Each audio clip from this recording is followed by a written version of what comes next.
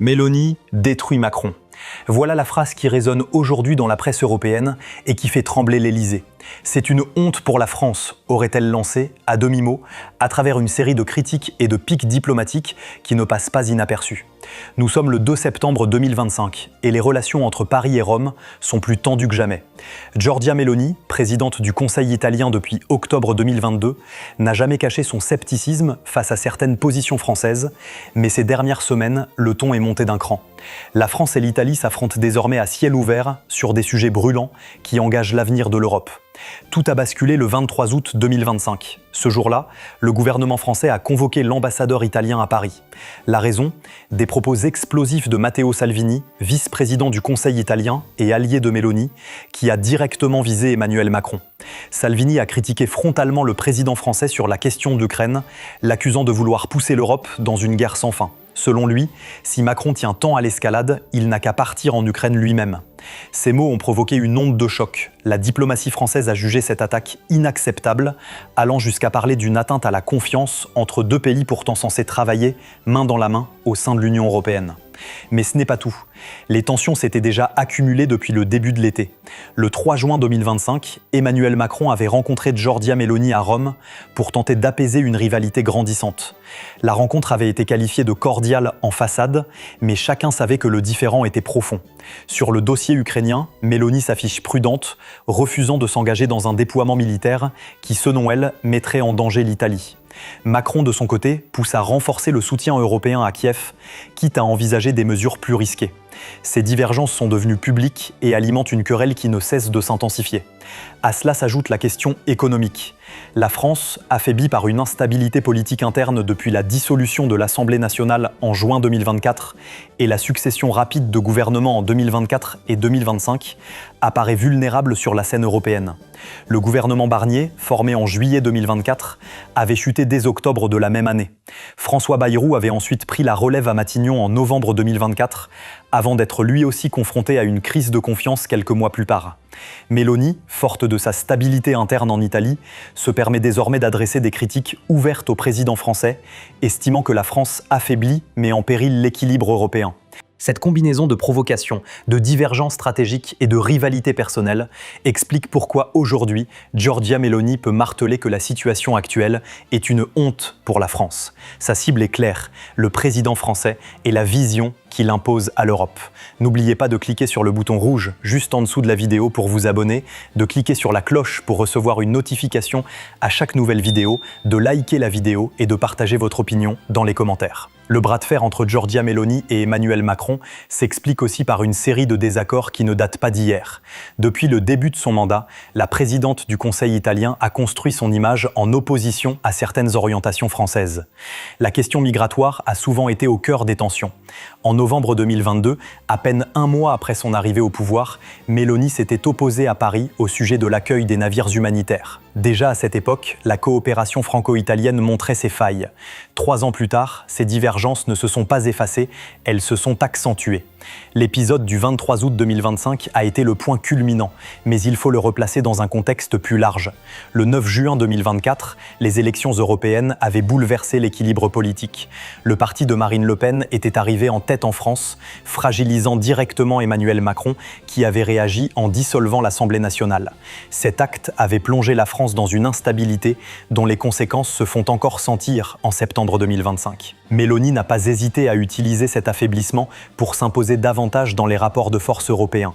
Elle se présente comme une dirigeante stable et pragmatique, en contraste avec un président français acculé par une crise intérieure. Sur le plan international, les divergences se sont multipliées.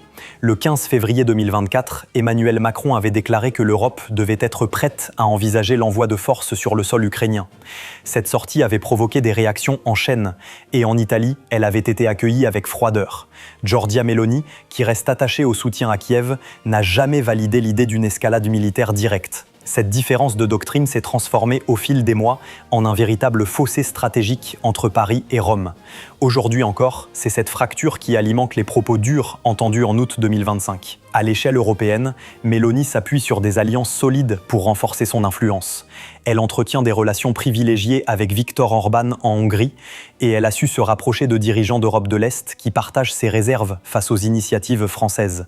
Le 27 juillet 2025, lors d'une rencontre informelle des chefs de gouvernement à Varsovie, l'Italie avait insisté sur la nécessité de préserver la souveraineté nationale face aux ambitions centralisatrices de Paris et de Bruxelles.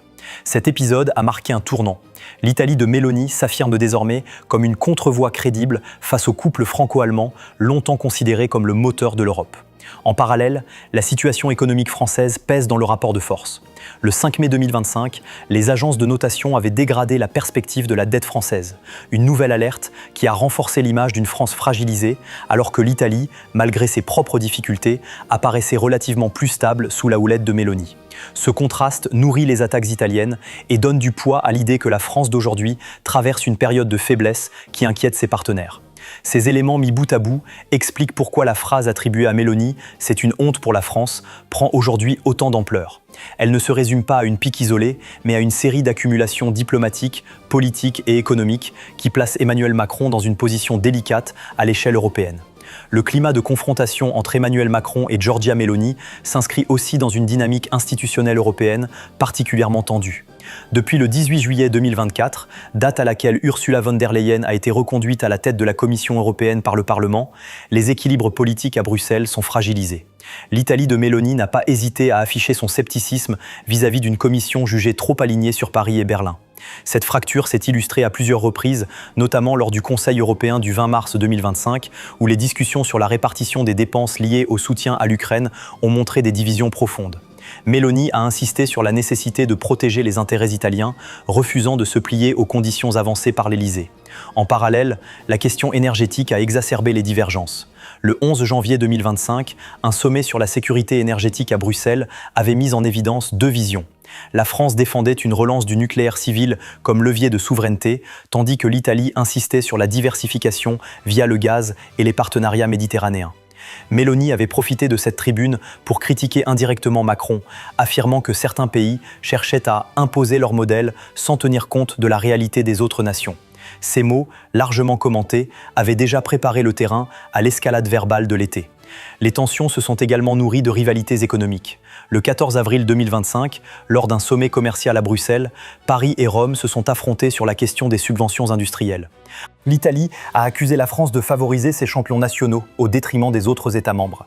Ce différend est venu s'ajouter aux critiques italiennes sur la gestion française des finances publiques. En mai 2025, les chiffres publiés par Eurostat montraient un déficit français parmi les plus élevés de la zone euro, ce qui a offert à Meloni un argument supplémentaire pour pointer du doigt une supposée incohérence entre les discours et les réalités françaises. À l'échelle symbolique, chaque rencontre entre Macron et Meloni est devenue un événement scruté par les observateurs européens. Le 18 juillet 2025, lors d'une réunion à Bruxelles autour du pacte migratoire, les regards s'étaient de nouveau tournés vers eux. Meloni, souriante mais ferme, avait rappelé que l'Italie supportait une charge disproportionnée dans l'accueil des migrants, insinuant que Paris ne prenait pas ses responsabilités. Cette déclaration avait renforcé l'idée que l'Italie assumait une posture de franc-parler, contrastant avec une diplomatie française jugée plus arrogante. La multiplication de ces épisodes a conduit à une accumulation de ressentiments qui culmine aujourd'hui. Lorsque Meloni ou ses proches accusent Macron de mettre l'Europe en difficulté, cela renvoie à une série d'événements concrets,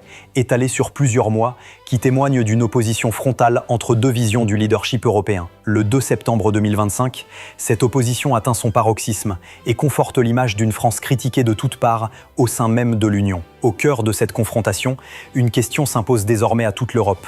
Quel rôle la France est-elle encore capable de jouer dans une union où son président se retrouve publiquement ciblé par l'Italie? Les événements de ces dernières semaines, depuis la convocation de l'ambassadeur italien à Paris le 23 août 2025 jusqu'au sommet européen de l'été, témoignent d'un isolement progressif. Giorgia Meloni, en multipliant les critiques, cherche à incarner une alternative au modèle français. Pour Rome, le leadership ne se décide plus uniquement entre Paris et Berlin. Désormais, l'Italie veut peser, et elle le fait en frappant directement là où cela fait mal, la crédibilité de la France. L'écho de ces attaques dépasse le cadre franco-italien. À Berlin, les inquiétudes se multiplient sur la cohésion de l'axe historique avec Paris. Le 22 août 2025, lors d'une rencontre entre Olaf Scholz et des responsables de la Commission européenne, la question de la fragilité française a été abordée. La chancellerie allemande redoute que les tensions entre Macron et Meloni affaiblissent la position commune sur l'Ukraine et les négociations budgétaires. De son côté, la Pologne, depuis la réunion de Varsovie du 27 juillet 2025, s'affiche davantage du côté de Rome que de Paris. L'équilibre traditionnel de l'Union est donc en train de basculer.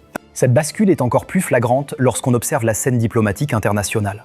Le 30 août 2025, lors d'un sommet sur la sécurité à Bruxelles, l'Italie a rappelé qu'elle privilégiait une stratégie de protection nationale avant toute initiative commune. Une position applaudie par certains pays d'Europe centrale et orientale qui partagent les mêmes craintes face à une centralisation trop forte des décisions. Face à cette coalition de circonstances, la France apparaît en difficulté, obligée de défendre ses positions tout en encaissant les critiques. L'onde de choc atteint aussi l'opinion publique. En France, la succession de crises politiques depuis la dissolution du 9 juin 2024 a marqué durablement la perception du pouvoir. Chaque nouvelle déclaration venue de Rome accentue ce sentiment d'affaiblissement. En Italie, au contraire, Meloni capitalise sur ces attaques, renforçant son image de dirigeante qui n'a pas peur de défier un président français perçu comme affaibli. Cette différence d'image pèse lourdement sur le rapport de force entre les deux pays. Alors, que restera-t-il de cette séquence du 2 septembre 2025 ? Une image, celle d'une présidente du Conseil italien qui n'hésite plus à dire tout haut ce que beaucoup murmurent en Europe, et celle d'un président français contraint de voir sa politique mise en cause par ses propres partenaires. Les mots de Giorgia Meloni résonnent comme un avertissement. La France peut-elle encore prétendre au rôle de moteur européen si elle est publiquement qualifiée de honte ? La réponse ne se fera pas attendre car les prochaines semaines seront décisives pour l'avenir de l'équilibre européen. Et si vous voulez voir une autre vidéo, vous pouvez cliquer juste ici.